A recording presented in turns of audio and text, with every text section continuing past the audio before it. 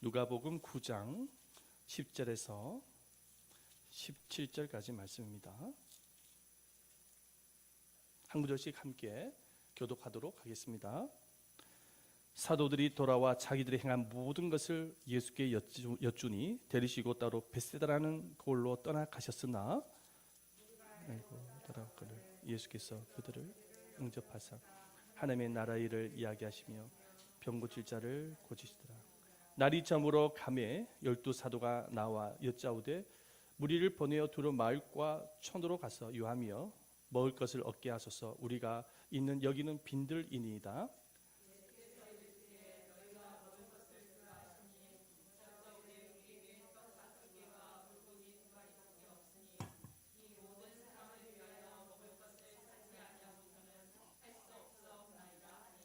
이는 남자가 한 5,000명 되미르라. 제자들에게 이르시되 때를 지어 한 50명씩 앉히라 하시니 그하여 예수께서 떡 5개와 물고기 2마리를 가지사 하늘을 우러러 축사하시고 떼어 제자들에게 주어 무리에게 나누어 주게 하시니 먹고 배불렀더라. 그 남은 조각을 12바구니에 거두니라. 아멘. 할렐루야. 주님의 사랑과 은혜가 여러분들 모두에게 충만하게 임하시기를 축원드립니다. 아멘. 얼마 전에 어떤 지인으로부터 안타까운 소식을 듣게 되어졌습니다. 아들이 비트코인을 하게 되어졌는데 아버지로부터 시작해서 친척들까지 그 아들이 하는 비트코인에 상당한 돈을 투자를 했다라는 것입니다. 그런데 이 비트코인이 하락을 하면서 주가가 하락을 하면서 상당한 재산 피해를 입게 되어졌습니다. 그래서 그 아들은 가정의 재산 피해에 대한 그 죄책감을 이기지 못해서 가출을 하게 되어지고 그 아버지는 아들을 찾지 못해서 술로 세월을 보내고 있다라는 그런 소식을 듣게 되어졌습니다. 여러분, 이 가정에 왜 이런 불행이 찾아오게 되어진 것일까요? 그 이유가 뭐냐면 이 재물에 대한 탐욕이 이런 불행을 자초하게 되어진 것입니다. 사람들이 이 탐욕의 마음을 가지게 되어지는 이유가 있어요. 그 이유는 무엇이냐면 아무리 많은 것을 가지고 누리고 있어도 항상 마음적으로는 부족함을 느끼는 심리 때문입니다. 그래서 사람들은 이 마음의 부족함을 채우기 위해서 무언가를 소유하기 위해서 노력을 합니다. 하지만 그렇게 노력을 해서 세상의 것을 소유를 한다고 할지라도 이 만족이 없는 것이죠. 더 갖고 싶은 마음이 생기는 것입니다. 왜냐하면 인간의 마음속에 이 부족함의 갈증은 끝이 없기 때문인 것입니다. 그래서 우리 주위의 사람들을 만나서 대화를 나누다 보면은 이 사람들 중에 나는 부족함이 없어요. 저는 풍부합니다. 만족합니다. 이렇게 대답을 하는 사람은 거의 없어요. 대체적으로 힘드네요. 어려워요. 부족합니다. 항상 그렇게 대답을 하시는 분이 훨씬 많은 것을 보게 되십니다. 많은 것을 누리고 있으면서도 불구하고 이렇게 부족함을 느끼게 되어지는 이유가 뭐냐면 여러분, 그들의 영혼의 빈자리에 하나님으로 채워지지 않았기 때문입니다. 하나님으로 채워지지 않을 때 항상 배가 고픈 것이죠. 항상 부족함을 느끼는 거예요.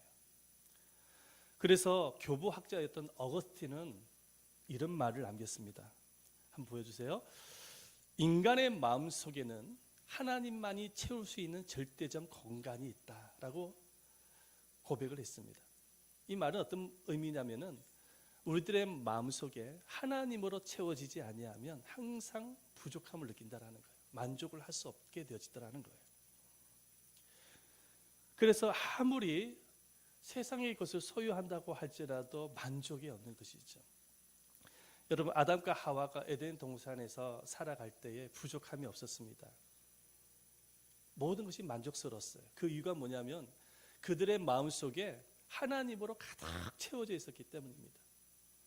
하나님은 그들의 그 성전이었던 그들의 마음속에 오셔서 날마다 그들과 함께 친밀한 교제를 나누시고요, 그리고 그들에게 필요한 모든 것을 공급해 주셨어요. 그들이 가장 원하는 것이 뭐냐면 생명이에요. 영원한 생명.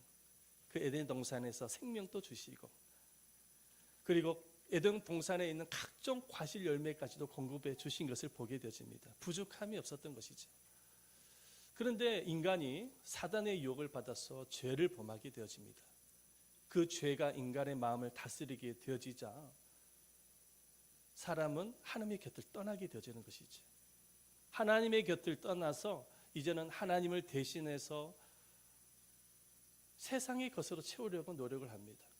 돈이나 권력이나 명예와 같은, 그리고 정욕과 같은 것들을 가지고 자신의 마음을 채우기 위해서 노력을 합니다. 하지만 아무리 세상의 것을 쑤셔 넣으면서 그렇게 소유하고 채워 넣으려고 한다고 할지라도 여러분, 인생의 진정한 만족과 행복을 누리지 못한 것이죠. 왜냐하면 그 영혼 속에, 그 마음 속에 하나님이 없기 때문에 그렇습니다. 우리가 이 솔로몬의 인생의 말년의 고백을 통해서도 우리는 이 사실을 알 수가 있는데요. 여러분, 이 솔로몬은 인생의 행복이 무엇인가, 만족이 무엇인가 한번 경험을 하고 싶어서, 찾고 싶어서 세상의 모든 것을 누렸던 왕이었습니다. 얼마나 재물이 많았는지 몰라요. 그래서 아내도 많았습니다. 첩도 엄청나게 많았죠. 그렇죠? 세상에 아마 솔로몬처럼 그렇게 경험하고 누려보았던 왕은 아마 드물 것입니다. 근데 그 솔로몬이 인생의 말년기에 뭐라고 고백을 하냐면 그런 고백을 하는 거예요. 세상의 모든 것을 다 누려봤지만 만족이 없는 거예요. 행복이 없는 거예요. 그래서 이런 고백을 하게 되어집니다. 우리 전도서 1장 2절 말씀에 보면은 이렇게 말씀하고 있어요. 한번 읽어봅니다. 시작. 전도자가 이르되 헛되고 헛되고 헛되니 모든 것에 헛되다. 여러분, 이스라엘의 왕입니다. 아마도 솔로몬처럼 부자가 없었을 거예요. 그런데도 불구하고 솔로몬은 뭐라고 고백을 하냐면 마지막 때 헛되다는 거예요. 지금까지 누려봤던 모든 것들이 헛되다. 왜냐? 진정한 만족과 행복을 주지 않았기 때문에 그렇습니다. 하지만 솔로몬은 인생의 진정한 만족과 행복을 하나님으로부터 찾게 되어집니다. 그래서 솔로몬은 이렇게 고백을 하죠. 인생의 말년 때 이런 고백을 하게 되어집니다. 전도서 2장 13절 말씀이죠. 읽어봅니다. 시작. 이래 결국을 다 들었으니 하나님을 경외하고 그의 명령들을 지킬지어다. 이것이 이 모든 사람의 본분이다. 하나님만이 내 인생의 진정한 만족이 되어졌다라는 것, 하나님만이 진정한 행복이 되어졌다라는 것. 그래서 솔로몬이 인생의 말년 때 이런 고백을 하는 것, 하나님을 경외하고 그 명령을 지키는 것이 인생의 진정한 행복이었다라는 것입니다. 솔로몬뿐만 아니라 그의 아버지였던 다윗, 이 다윗도 뭐라고 고백을 하냐니까 목자 대신 하나님과 함께하는 삶이야말로 진정으로 부족함이 없는 삶이었다라고 고백합니다. 그래서 시편 23편 말씀을 통해서 그런 고백을 하지 않습니까? 여호와는 나의 목자시니 내가 부족함이 없었다는 거예요. 부족함이 없었다는 거예요. 하나님으로 인해서 부족함이 없는 인생이었다는 것입니다. 사도 바울도 얼마나 고생을 많이 했습니까? 복음을 전하느라, 그렇죠? 그런데 바울이 뭐라고 고백을 하면 어떠한 형편에 있었든지 간에 자족하기를 배웠다고 고백을 합니다.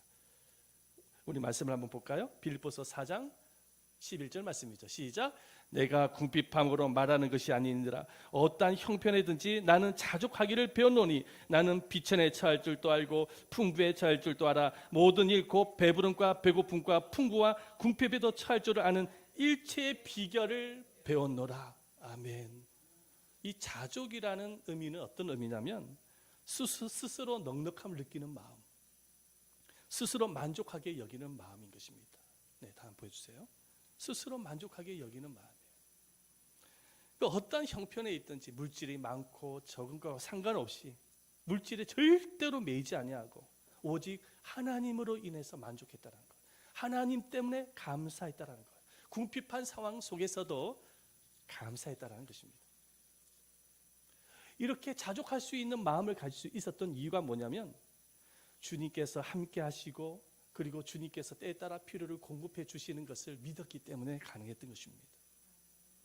여러분, 우리가 어떠한 형편 속에 있든지 간에 주님이 함께하고 계시고 때에 따라 필요를 공급해 주신다는 사실을 믿는 믿음이 있다고 한다면은 여러분 어떤 형편 속에 있든지 감사할 수가 있는 것이죠.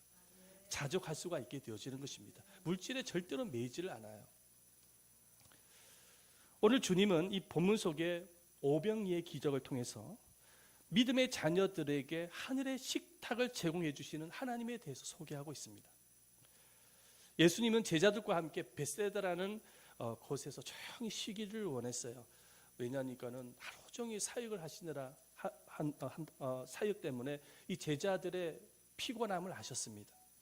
그래서 이 벳세다라는 지역으로 제자들을 데리고 가서 휴식을 취하고 싶었어요. 그런데 그곳에서도 휴식을 취할 수가 없었습니다. 왜냐하면 예수님의 소문을 들었던 수많은 무리들이 그곳까지 찾아오게 되신 거예요. 한두 명이 아니에요. 남자만 5,000명이니까 여자와 아이들을 포함하면 한 1만 명 가량의 사람들이 그 벳세다에 모이게 되어진 것입니다. 그렇게 모이다 보니까는 예수님 또 그 무리들을 보시고 그냥 지나칠 수가 없는 것이죠. 불쌍한 마음이 드는 거예요. 그래서 그 무리를 향하여서 하나님의 나라의 복음을 전하시고 수많은 병든 자를 치료하십니다. 우리 말씀을 보십시다. 누가복음 9장 11절 말씀이죠. 함께 읽어보겠습니다. 시작. 무리가 알고 따라왔거늘 예수께서 그들을 영접하사 하나님의 나라 일을 이야기하시며 병 고칠 자들이 고치시더라. 예수님께서 이런 사역을 하루 종일 또 하시는 거예요. 그러다 보니까 시간이 너무 많이 지났어요. 이제 날이 저물게 돼서 저녁이 되어졌어요. 이 제자들이 사역을 하다가 배가 고픈 것입니다. 보니까는 무리들도 굉장히 배가 고프다라는 생각을 갖게 되어졌어요. 그래서 제자들이 예수님께 와서 요청을 합니다. 선생님, 저 무리들이 굉장히 지금 배가 고픈 것 같습니다. 이제 날이 저물었으니까 저 무리들을 총각 마을로 보내셔서 음식을 사 먹도록 해 주시기를 바랍니다. 그렇게 요청을 하는데 예수님께서 제자들을 향해서 뭐라고 말씀하시냐니까 이렇게 말씀을 하시는 것입니다. 우리 말씀 한번 볼까요? 다 같이 한번 읽어보면 시작. 너희가 먹을 것을 주라. 너희가 먹을 것을 주라. 너희가 먹을 것을 주라고 말씀을 합니다.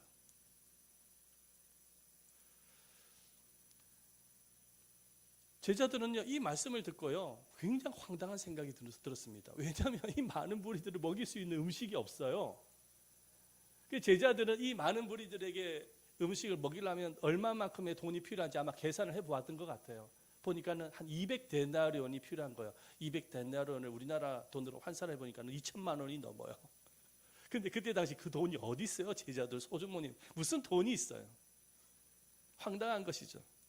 그러니까는 이 제자들이 예수님께 항변을 합니다. 예수님, 말도 되지 않는 소리 좀 그만하세요. 이 많은 사람들을 먹이려면 돈이 있어야 돼요. 돈 2천만 원 정도가 있어야 돼요. 근데 우리는 그럴 정도 돈이 없잖아요.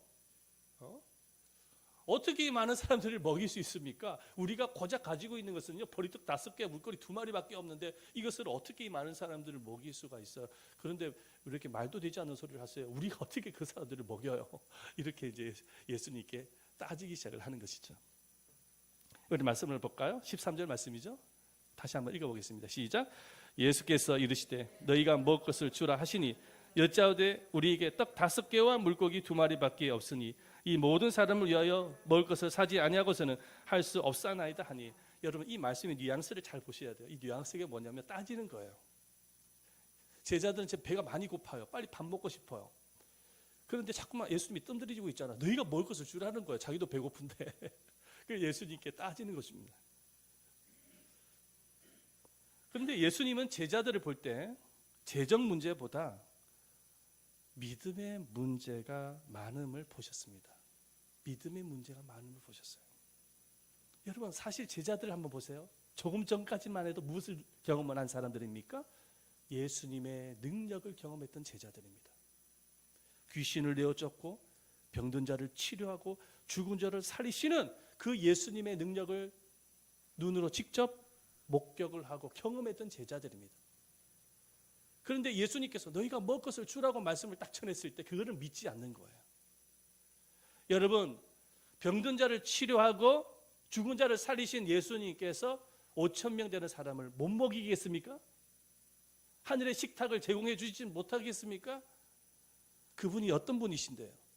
능치 못할 없으신 분이신데요. 하지만 제자들은 예수님을 공급하시는 하나님으로 믿지 못했던 거예요. 공급하신 하나님 믿지 못한. 그래서 호주머니를 뒤지고 재정을 가지고 따지는 거예요, 지금.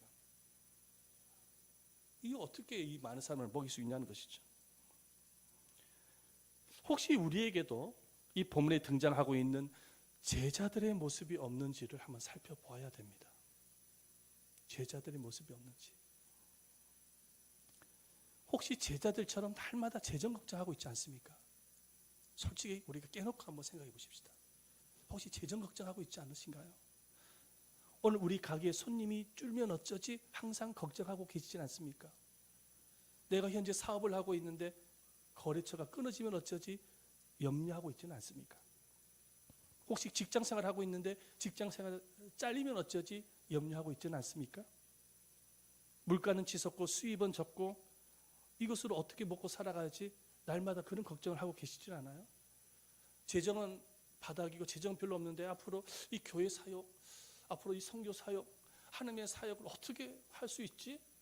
혹시 그렇게 걱정하고 계시는 성도님들이 계시지 않습니까? 어떻게 보면 이 제자의 모습이 우리들의 모습이 아닌가 한번 살펴보는 거예요. 그런데 어떤 통계 자료를 보니까요, 사람들이 가장 걱정을 많이 하는 분야가 뭐냐니까 재정이에요. 1등이 제자예요. 재정 걱정을 많이 해요. 2위가 뭐냐? 건강 걱정. 3위가 뭐냐? 자녀 걱정이라고 합니다. 그게 조사가 되어졌어요. 사람들이요, 결혼을 하지 않고요, 출산하지 않는 이유가 뭐냐니까는 재정 걱정 때문에 하지 않는다는 거예요. 재정 걱정 때문에 결혼도 안 하고요, 출산도 안 한다는 것입니다. 여러분, 사람들이 왜 재정 걱정을 하는 것일까요? 왜 물질 걱정을 하는 것일까요? 정말 재정이 없었을까요? 재정이 부족했을까요? 뭐 그럴 수도 있겠죠. 아니면은 주님의 함께 하심을 믿지 못했을까요? 재정이 없거나 부족해서 재정 걱정할까요? 아니면 주님의 함께 하심을 믿지 못했을까요? 1번일까요? 2번일까요? 질문할게요. 1번일까요? 2번일까요? 두 가지다. 네, 두 가지다라고도 말씀하십니다. 그럴 수도 있겠죠. 예수님은 재정 걱정을 하고 있는 제자들에게 오병이의 기적을 통해서 믿음을 심어주기를 원하셨습니다. 그래서 제자들에게 명령을 내립니다. 너무 사람들이 많으니까 소그룹을 만들어라는 50명씩 끊어서 이렇게 앉게끔 만듭니다. 그걸 보리떡 5개, 물고기 2마리 가져오라고 합니다. 그리고 그것을 하나님께 먼저 감사 기도를 드립니다. 그리고 그거를 떼어서 제자들에게 나눠줍니다. 제자들은 그것을 받아서 무리들에게 전달을 합니다. 자, 그런데 놀라운 것은 보리떡 5개와 물고기 2마리가 줄지 않는 거예요. 계속 생기는 거예요. 정말 신기한 거예요. 제자들은 그걸 지금 경험하고 있는 거예요. 그래서 그렇게 했더니 그 많은 무리들이 배불리 먹고도 남은 조각이 12바구니가 되어졌다고 말씀하고 있습니다. 우리 17절 말씀 볼까요? 17절 말씀 읽어봅니다. 시작. 먹고 다 배불렀더라. 그 남은 조각을 12바구니에 거두니라. 12바구니에 거둬들였다는 거 기적이죠. 하나님은 이 오병이의 기적을 통해서 우리들에게 말씀하고자 하는 부분이 있어요. 하나님은 우리의 영혼의 양식에만 관심이 있으신 것이 아니에요. 하나님은 우리의 육체의 필요까지도 공급해 주시는 분이시라는 것입니다. 믿으시길 바랍니다. 육체의 필요도 공급해 주시기를 원하세요. 성경을 우리가 이렇게 읽어보면요, 육체의 필요를 공급해 주시는 말씀이 참 많이 기록이 되어 있어요. 그 중에 한 몇 가지를 제가 가지고 왔는데요. 열왕기하 4장 말씀에 보면은 어떤 그 선지자 생도의 아내가 자기 남편이 그때 당시 뭐 오늘날로 말하자면 전도사님이에요. 신학생이에요. 그런데 남편이 세상을 떠나고 말았어요. 어쩔 수 없이 먹고 살아야 되니까는 빚을 많이 진 거예요. 빚을 많이 졌는데 이 빚을 갚을 능력이 안 되는 것이죠. 그런데 아이는 2아이를 갖고 있어요. 그러다 보니까 이 2아이를 종으로 팔을 수밖에 없는 상황이 됐어요. 이 비참한 현실을 엘리사에게 와서 그 현실을 얘기를 하기 시작합니다. 고백을 합니다. 그랬더니 그 이야기를 듣고 엘리사가 명령을 내리는데 물어봅니다. 혹시 집안에 뭐 가진 게 뭐가 있냐 물어보니까는 그릇에 기름 한 그릇을 갖고 있다라는 거예요. 그렇구나. 그러면 마을로 가서 그릇들을 많이 빌려라. 그리고 집안에 있는 그 기름을 그 빌린 그릇에가 담아라라고 명령을 내립니다. 근데 그대로 엘리사가 한 말에 순종을 해서 그 기름을 그릇에 다 가득 채우기 시작합니다. 그랬더니 기적이 일어나는 거예요. 그 그릇에 조금밖에 없는 그 기름이 온 그릇에 가득 채워도 남을 만큼이나 기름이 담겨져 있는 것입니다. 그래서 그 기름을 팔아서 빚을 다 갚고 남은 재정을 가지고서는 생활비로 사용했다는 것입니다. 우리 말씀을 볼까요? 열왕기하 4장 7절 말씀이죠. 읽어봅니다. 시작. 그 여인이 하나님의 사람에게 나아가서 말하니 그가 이르되 너는 가서 기름을 팔아 빚을 갚고 남은 것으로 너와 내 두 아들이 생활하라 하였더라. 그래서 빚을 갚고도 남을 만큼이나 그 돈으로 생활을 했다라는 것입니다. 우연한 일치일까요? 아닙니다.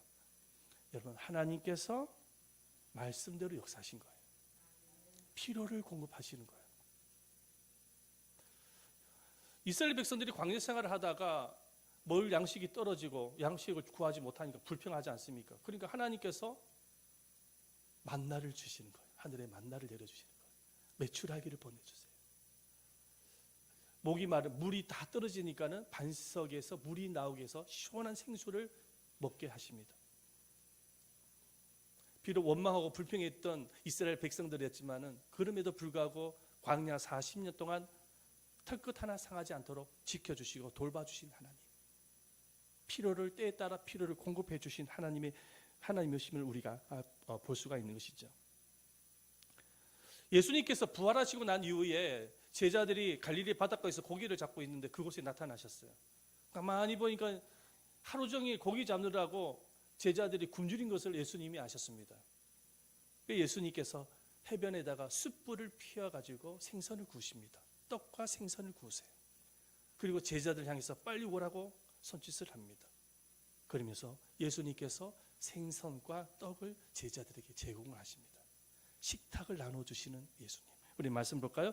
요한복음 21장 13절 말씀이죠. 함께 읽어보도록 하겠습니다. 없습니까? 예, 없네요. 제가 한번 읽어드리겠습니다. 예수께서 가셔서 떡을 가져다가 그들에게 주시고 생선도 그와 같이 하시니라. 이게 말씀. 생선과 떡을 제공해 주신 하나님이십니다. 이렇게 성경에는요, 우리의 영혼의 양식뿐만 아니라 육체의 필요를 공급해 주시는 하나님의 말씀이 참 많이 기록이 되어 있어요. 제가 몇 가지만 지금 가져온 것뿐인 것입니다. 제가 어제 권사님 한 분과 통화를 좀 나눴거든요. 근데 권사님께서 영양제가 떨어진 거예요. 영양제가 떨어졌어요. 그래서 영양제 사야 되는데 했는데 조카분이 영양제를 보내주셨다는 겁니다. 어떻게 알고? 그리고 갈비를 먹고 싶은데 말이죠. 이번 명절날에 자제분들이 갈비를 많이 보내주셨다는 거예요. 그래서 실컷 먹었다는 것입니다. 여러분, 우연한 일치일까요? 그래서 권사님께 그런 말을 해드렸습니다. 하나님께서 우리 권사님의 마음을 아시고 필요를 공급해 주시는 것이라고 제가 전해드렸습니다. 여러분, 하나님께서 우리의 생각을 아시는 거예요. 우리가 무엇을 먹고 싶은지를 아시는 거예요. 우리의 상황을 누구보다도 잘 알고 계시는 거예요. 우리의 필요를 알고 계시는 것입니다. 그래서 구하고 기도할 때 하나님이 공급해 주시는 것, 저는 그걸 참 많이 경험을 하거든요. 목회하면서도 경험을 하고 있고요. 과거에 이렇게 전도 훈련을 받을 때도 그때 정말 돈 한 푼도 없이 거지 전도라고 하죠. 전도 여행을 다녀본 적이 있습니다. 그런데 하나님께서 먹여주시더라고요. 놀라운 방법을 통해서 먹여주시고, 어떤 분이 막 돈도 주시기도 하시고 공급해 주시는 하나님. 어떤 목사님의 간증인데 6.25 당시에 이 적진까지 이렇게 갔다고 합니다. 군인으로서 적진까지 갔는데, 그런데 자기 부하들과 적진에 가니까 너무 이제 전쟁을 해야 되니까 긴장이 되다 보니까 입이 말랐답니다. 목이 타고. 근데 물을 먹고 싶은데 이 부대원들 가운데서 수통에 물을 가지고 있는 부대원은 딱 한 사람밖에 없었답니다. 그래서 이 부대원들이 함께 손을 잡고 기도를 했다는 거예요. 하나님께. 하나님, 목이 마릅니다. 가슴이 탑니다. 이 상황 속에서 어떻게 전쟁을 치를 수 있습니까? 물을 공급해달라고 그렇게 기도를 했다라는 거예요. 그리고 나서 그 수통에 남겨져 있는 그 물을 믿음으로 조금씩 마시기 시작했습니다. 부대원들이 돌아가면서. 근데 놀란 사실이 뭐냐면 물이 떨어지지 않냐고 모든 부대원들이 물을 다 마시고도 수통에 물이 남았다는 것입니다. 그 경험을 통해서 그 목사님이 간증을 하시는데 하나님께서 필요를 공급해 주신 하나님을 생생하게 경험했다라는 간증을 제가 들은 기억이 납니다. 여러분, 하나님은 살아계신 분이십니다. 하나님 우리와 항상 동행하시고 우리의 필요를 알고 계시는 하나님이신 것입니다. 그래서 하나님께서 공급하시는 하나님이신 거예요. 그래서요, 여러분, 이 물질의 문제는 단순히 물질의 문제가 아니라 하나님과의 관계 문제입니다. 한번 따라 보십시다. 물질의 문제는 하나님과의 관계 문제이다. 하나님과의 관계 문제인 것입니다. 물질의 문제가 생기게 되어지는 이유는 뭐냐면 하나님의 공급하심을 믿지 못하고 있기 때문에, 그리고 또 한 가지가 있다면 하나님의 말씀대로 순종하지 못하기 때문인 것입니다. 하나님과의 관계 문제가 생긴 거예요. 물질의 문제가 생긴 것은.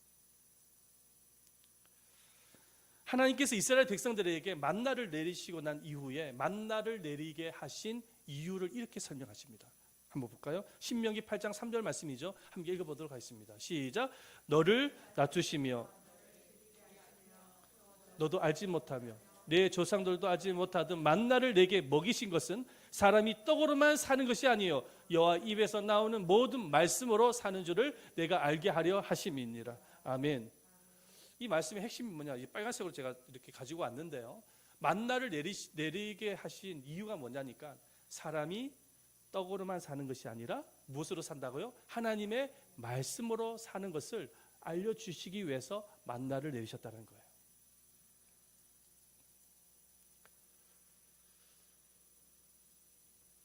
그래서 하나님께서 만나를 내리게 하신 이후에 이스라엘 백성들을 테스트하십니다.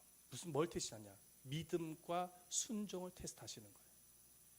하나님이 만나를 내리게 하시는 이후에 이스라엘 백성들에게 명령을 내립니다. 이 만나를 먹으려면 걷어들여야 되지 않습니까? 그런데 왕창 걷어들이지 말고 하루 분량치만 걷어들이라는 거예요. 한 호멜이라고 하는데요.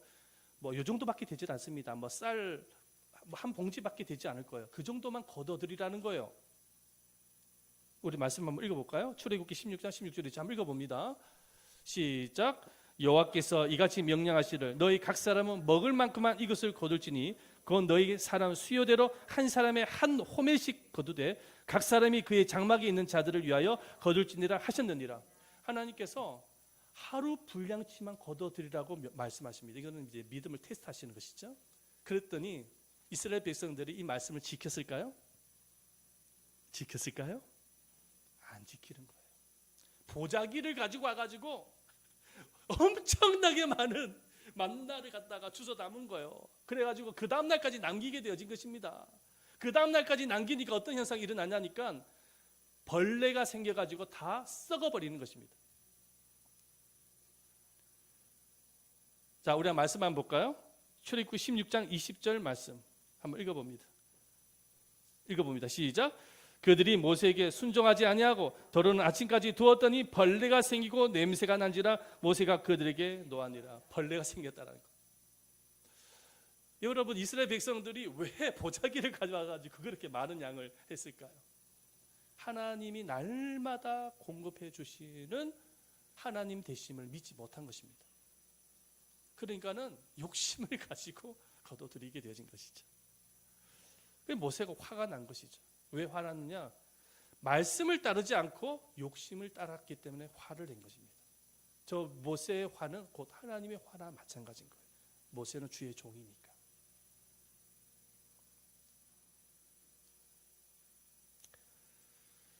하나님께서 우리의 믿음을 테스트를 하시는데 무엇을 가지고 가장 많이 테스트하냐? 재정을 가지고 테스트하십니다. 재정을 가지고 테스트하시는 거예요. 하나님은 풍요롭게도 하실 수 있으시고 가난하게 만들 수도 있으신 분이신 것이죠. 그 재정을 가지고 우리를 테스트하시는데요.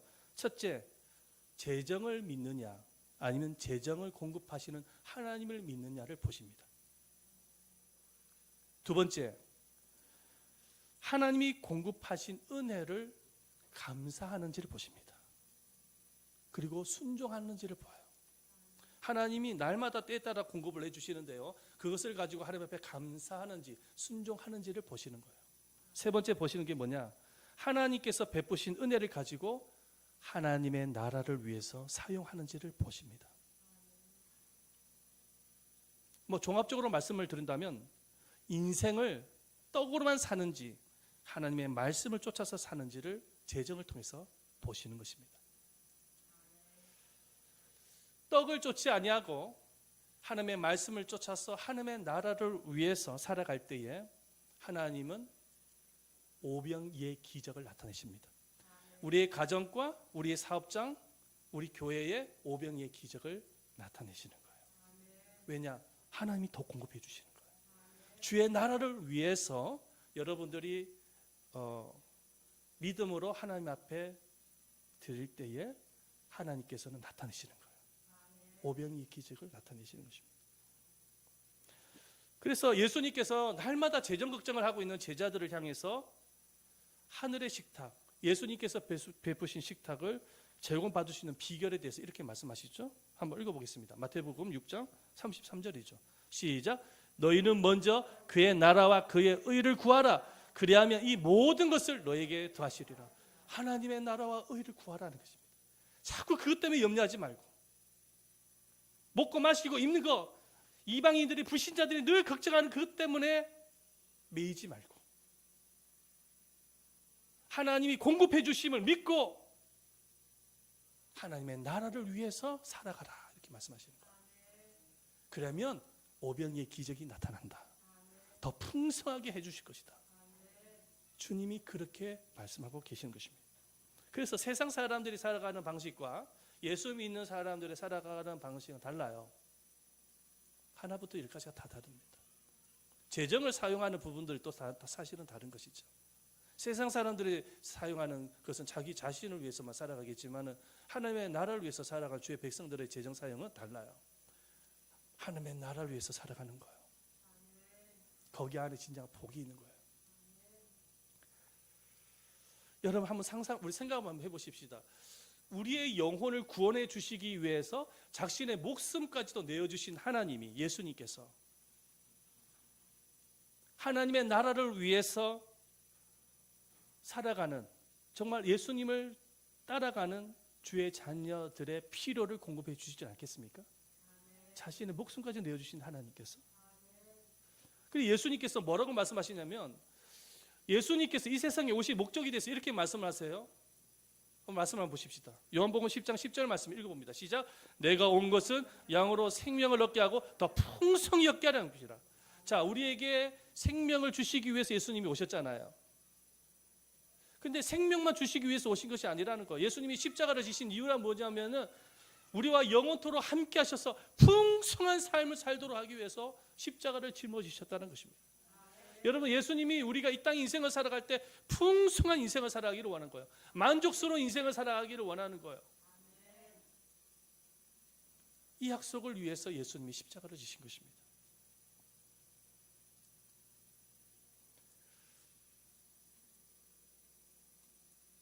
그래서 주를 바라보고 주를 믿는 거예요.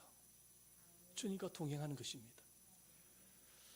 그러므로 사랑하는 여러분, 세상 사람들처럼 살아가면 안 됩니다. 우리는 차원이 다른 사람이에요. 세상 사람들은 물질 때문에 매일같이 매이잖아요. 한숨 쉬는 게 물질 때문에 한숨 쉬잖아요. 우리는 물질 때문에 한숨 쉬는 사람이 아니에요. 하늘에 있는 사람이잖아요. 천국에 있는 사람이잖아요. 주님이 여러분들과 함께하고 계시잖아요. 우리가 언제까지 이 세상에 살아가면서 저 세상 사람들과 똑같이 물질 때문에 한숨을 쉬면서 거기에 매여가지고 걱정하고 염려하고 불안에 떨면서 살아갑니까? 언제까지 우리는 그렇게 인생을 살아가야 됩니까? 아니잖아요. 우리는 차원이 다른 것입니다. 주님께서 우리에게 필요를 날마다 공급해 주신다는 사실입니다. 물질이 적든 많든 상관없이 주님께 감사하고 말씀에 순종하고 하나님의 나라를 위해서 살아가는 거예요. 그럴 때 주님께서 반드시 은혜 주실 것입니다.